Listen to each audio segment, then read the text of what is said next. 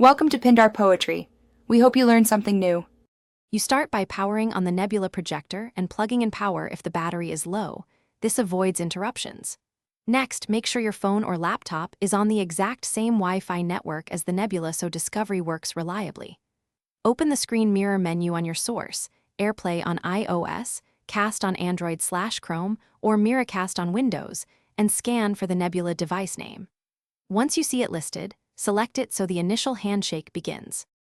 Once you select Nebula on your source, you may see a pairing prompt on the projector.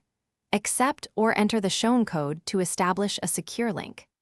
After the connection starts, check Nebula's input menu and switch to the wireless casting mode if it did not auto-switch, because some models need manual input selection. Make sure your source's output resolution or aspect ratio matches the projector. Choose 1280 by 720 or 16:9 for stable performance and minimal scaling artifacts. After the image appears, confirm audio is routed where you want it.